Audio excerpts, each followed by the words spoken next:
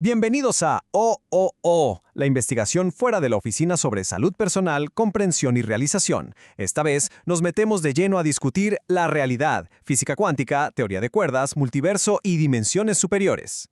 ¿Qué tal? Soy Mason. Y yo soy Bobby. Y bueno, el día de hoy vamos a empezar un viaje que, la verdad, se va a poner bueno. Arrancamos con la realidad que creemos conocer, la de todos los días, y de ahí nos vamos a lanzar hasta las ideas más alucinantes de la física moderna. Exactamente. Y lo más importante, vamos a tratar de entender qué tiene que ver todo esto con nosotros, con nuestro bienestar. Así que, sin más, empecemos. Muy bien, para entrarle de lleno a esto hay que empezar con una pregunta que suena muy básica, pero que créanme, ha tenido a los filósofos dándole vueltas por siglos. A ver, ¿este mundo que vemos, que olemos, que tocamos, de verdad es así?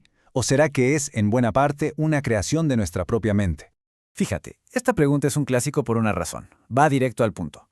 Pensemos en una barra de chocolate. La podemos ver porque la luz rebota en ella y llega a nuestros ojos. La sentimos porque los nervios en nuestros dedos mandan señales que el cerebro interpreta como suave o sólido. Claro, y pasa igualito con el sabor, el olor, hasta con el ruidito que hace el empaque al abrirlo. O sea, absolutamente toda la información que nos llega del mundo de afuera se procesa y básicamente se reconstruye adentro de nuestro cerebro.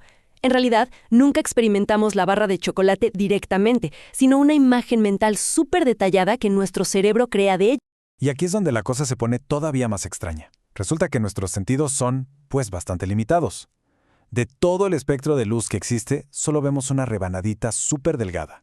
No podemos ver en infrarrojo como una serpiente de cascabel, ni en ultravioleta como lo hacen las abejas. ¡Exacto! Y tampoco oímos las frecuencias bajísimas que usan los elefantes para echar chismecito a kilómetros de distancia. Lo que nosotros llamamos realidad es, en realidad, una versión muy editada, una versión para humanos, de todo lo que está pasando allá afuera.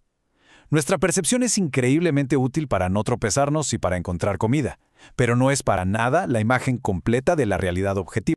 Y si llevamos esta línea de pensamiento hasta su última consecuencia, nos topamos con algo llamado solipsismo. Es la idea de que, en estricta teoría, lo único que puedes asegurar que existe es tu propia mente.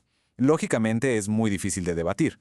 Pero bueno, en el otro extremo filosófico tenemos al objetivismo. El objetivismo es como el contrapeso. Propone que sí, claro que existe un mundo real allá afuera, nuestra barra de chocolate, y también existe nuestra mente que la percibe. Son dos cosas reales e independientes. La realidad está ahí y nuestra mente es la herramienta para cacharla. La imagen que nos hacemos no es la realidad en sí, sino nuestra forma de entenderla. Es como un baile constante entre el universo y nuestra conciencia. Ahora, si la filosofía ya nos hace dudar de lo que percibimos, agárrense, porque la física moderna llega y no solo pone en duda nuestra visión de la realidad, la dinamita por completo.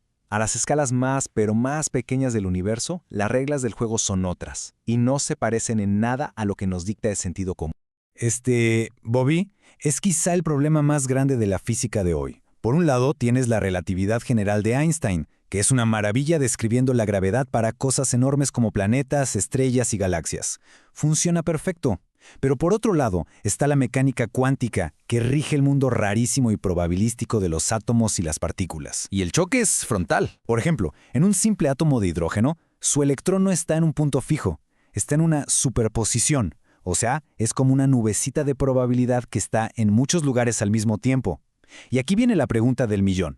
¿Cómo puede una sola masa, la del electrón, estar doblando el espacio-tiempo desde varios puntos a la vez? La relatividad general, de plano, no sabe qué hacer con eso. Se rompe. Y estas son las reglas con las que está construido todo lo que existe. La dualidad onda-partícula, por ejemplo, quiere decir que un electrón a veces se comporta como una canica y a veces como una ola en el agua, dependiendo de cómo lo mires. Es una locura. Luego tienes el principio de incertidumbre, que básicamente nos dice que hay un límite a lo que podemos saber. Mientras más exacto sepas dónde está una partícula, menos idea tienes de a dónde va. Y al revés. La realidad a este nivel es borrosa por naturaleza. Y para rematar está el entrelazamiento, lo que Einstein, no muy contento, llamó acción fantasmal a distancia. Dos partículas pueden quedar conectadas de tal forma que lo que le haces a una afecta a la otra al instante, no importa si está al otro lado del universo. Esto nos grita que la realidad fundamental es irregular, es probabilística y está súper interconectada de maneras que apenas empezamos a entender. Definitivamente es un mundo muy distinto al que creíamos habitar. Estás escuchando OOTO, con investigación del autor Paul Bulow. Entonces tenemos estos dos manuales de instrucciones que se contradicen, la relatividad para lo grande y la cuántica para lo chico. Obviamente, la gran misión de la física teórica, como el Santo Grial, ha sido encontrar una teoría del todo, o sea, una sola explicación matemática que una las cuatro fuerzas de la naturaleza y que funcione para todo el universo sin importar la escala. Y hay que decirlo, nuestro mejor intento hasta ahora es la teoría cuántica de campos. Es la base del modelo estándar, que es, sin exagerar, la teoría científica más precisa de toda la historia. Describe a la perfección casi todas las partículas y 3 de las 4 fuerzas. Pero, y es un gran pero, deja fuera una. A la gravedad. La teoría cuántica de campos ve las fuerzas como un intercambio de partículas, pero la gravedad, según Einstein, no es una fuerza así. Es la mismísima geometría del espacio-tiempo la que se curva. Y es justo en este punto donde la búsqueda de esa teoría final se divide en dos caminos principales. Y aquí están los dos pesos pesados. Por un lado, la teoría de cuerdas. Su idea es radical. Lo más fundamental que existe no son puntitos, sino cuerdas. Cuerdas pequeñísimas que vibran. Fíjate qué interesante el contraste en esta diapositiva. Para la teoría de cuerdas, un electrón es una cuerda vibrando de una forma y un fotón es la misma cuerda vibrando de otra, como si fueran distintas notas en una guitarra cósmica. Ahora, la gravedad cuántica de bucles, en la otra columna, es quizá más rara. Dice que el espacio mismo no es continuo, está pixelado, está hecho de pedacitos indivisibles como los píxeles de una pantalla. El espacio es una red de estos bucles y el tiempo avanza a saltitos, no de forma fluida. Y justo aquí está la razón por la que la teoría de cuerdas ha fascinado a tantos físicos. Dentro de todo su enredo matemático, de repente, ¡pum!, aparece de forma natural una partícula con las características exactas del gravitón, que sería la partícula cuántica de la gravedad. Es como si la pieza que faltaba en el rompecabezas apareciera sola. Pero a ver, seamos honestos. Ninguna de las dos lo tiene fácil. La teoría de cuerdas, para funcionar, necesita que existan más dimensiones espaciales y un montón de partículas nuevas que, por más que las hemos buscado, nomás no aparecen. Y la gravedad cuántica de bucles, aunque no necesita dimensiones extra, ha batallado muchísimo para incluir a las otras 3 fuerzas en su modelo. La búsqueda, pues, sigue. Ok, vamos a hablar de esas dimensiones extra, porque aquí es donde la física se pone como de película de ciencia ficción, pero en serio. La teoría de cuerdas no es que sugiera que podría haber más dimensiones. Para que sus matemáticas cuadren, las exige. O sea, no es una opción, es un requisito. Esta es la analogía clásica y es buenísima para entenderlo. Imagínense una hormiga caminando sobre esa manguera. Para nosotros que la vemos de lejos, parece que la hormiga solo puede ir para adelante y para atrás, en una sola dimensión. Pero para la hormiga hay otra dirección. Puede darle la vuelta a la manguera. Exacto. Esa segunda dimensión, la de la circunferencia, está compactificada, o sea, enrollada, y es muy pequeña. Es real, pero a nuestra escala de humanos simplemente no la notamos. La idea es que en cada punto de nuestro espacio de 3 dimensiones podrían existir estas otras dimensiones, enrolladitas en formas geométricas súper complejas y diminutas. Y que quede claro, este número, el 10, no es un capricho. Para que las ecuaciones de la teoría de cuerdas sean consistentes y no den resultados absurdos como probabilidades negativas, el universo tiene que tener 9 dimensiones de espacio y una de tiempo, 10 en total. Y esto es importantísimo, no es una ocurrencia, son las propias matemáticas las que nos están diciendo a gritos que la realidad podría ser mucho, pero mucho más compleja de lo que nuestros pobres sentidos nos dejan ver. Es como si viviéramos en la superficie de una esfera gigante sin tener ni idea de que tiene un interior. Y aquí es donde las implicaciones se vuelven cósmicas. Resulta que la forma precisa en que esas 6 dimensiones extra están enrolladas es lo que define las leyes de la física de nuestro universo. Define la masa de un electrón, la fuerza de la gravedad, todo.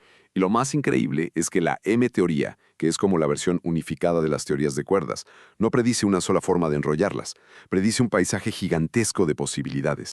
Este número es que ni siquiera podemos imaginarlo.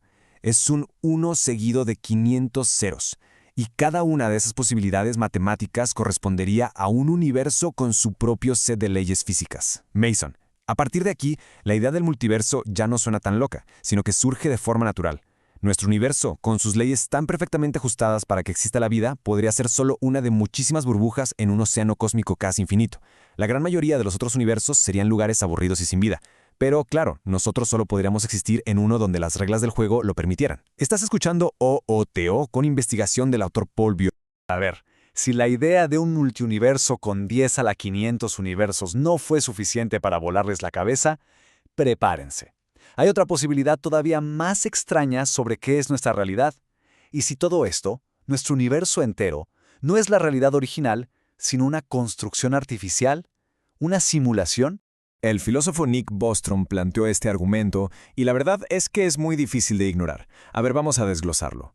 La primera opción es que las civilizaciones se autodestruyen antes de tener computadoras lo suficientemente potentes para simular universos. Una posibilidad un poco deprimente, la verdad. La segunda es que aunque lleguen a tener esa tecnología, simplemente no les interese usarla. Quizá por ética o porque tienen mejores cosas que hacer. Pero con que solo una pequeña parte de las civilizaciones decida sí hacerlas, eso nos lleva directamente a la tercera conclusión. Y esta es la que da vértigo. Si las civilizaciones sí pueden y sí quieren correr estas simulaciones, entonces, por simple lógica, el número de realidades simuladas sería muchísimo mayor que la única realidad base original. Por pura estadística, sería abrumadoramente más probable que nosotros estuviéramos dentro de una de las miles de millones de simulaciones que en el único universo original. Esta es una forma más relajada de verlo. Neil deGrasse Tyson bromea diciendo que las grandes crisis mundiales, como una pandemia, podrían ser el equivalente a un programador que se aburre y dice, a ver, vamos a ponerle sabor a esto, para que la simulación se ponga más interesante. Aunque suene a chiste, tiene todo el sentido del mundo dentro de esta lógica. Eventos que parecen salidos de la nada, como cuando en un videojuego de simulación de ciudades de repente aparece un monstruo, bueno, podrían ser intervenciones. Después de todo, un mundo donde todo es estable y predecible sería una simulación bastante aburrida de observar, ¿no? Bueno, después de este tremendo viaje por los límites de la realidad, desde bucles cuánticos hasta multiversos y simulaciones por computadora, es momento de aterrizar y hacer la pregunta central de Otto: ¿qué demonios significa todo esto para nosotros, para nuestra vida, nuestra salud y nuestra forma de entender el mundo? Esa es justo la pregunta clave, Bobby. ¿De qué nos sirve saber todo esto? ¿Cómo puede afectar nuestra salud mental y física entender estos conceptos que parecen tan lejanos y abstractos? A simple vista, uno diría que de nada. Pero yo creo que entender esta realidad más profunda puede de verdad cambiar la perspectiva que tenemos de nuestros problemas y de nuestro lugar en el cosmos. Nos obliga a cuestionar todo lo que damos por hecho. Totalmente de acuerdo, Mason, y aquí es donde unimos todo. El primer punto es sobre la alineación. Si entendemos que nuestra percepción es solo una construcción, nos volvemos más conscientes y críticos sobre qué metemos a nuestro sistema. Y no hablo solo de comida, también de información. O sea, comprender la naturaleza de la realidad nos ayuda a tomar mejores decisiones sobre nuestra dieta, nuestros hábitos y nuestra salud, algo que es vital para nuestro bienestar físico y mental, incluso para recuperarnos de cosas como la hipertensión. Y eso nos lleva al segundo punto: aprender a vivir con la incertidumbre. La física cuántica nos enseña que el universo, en su nivel más básico, no es predecible, es probabilístico. Si aceptamos esa verdad, eso alinea nuestros cuerpos para entender la diferencia entre verdad y percepción y nos ayuda a vivir en un ambiente más sano para tener éxito. Podemos aprender a navegar los problemas de la vida con menos estrés, sabiendo que no todo está escrito en piedra. El tercer punto tiene que ver con la interconexión. El entrelazamiento cuántico es una metáfora súper poderosa. Nos recuerda que no somos islas. Esto sugiere que la salud de nuestro cuerpo está conectada a nuestra dieta, nuestras acciones, la nutrición, el sol, el aire fresco, nuestra energía personal y, muy importante, a una rutina de claridad para alinear lo que hacemos, decimos y pensamos.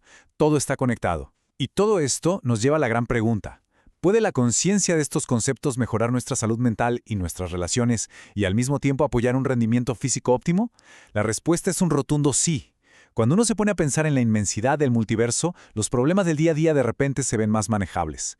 Y esto se puede vincular a una perspectiva general más saludable y a una vida más en paz. Fomenta la humildad, la curiosidad, el asombro. Y esa mentalidad, amigos, es la base del bienestar. Y cerramos con esta cita de B.F. Skinner que es bastante provocadora. Nos regresa al punto de partida. Después de haber explorado los rincones del cosmos y las profundidades de la realidad, la pregunta más importante sigue siendo sobre nosotros, sobre nuestra propia conciencia.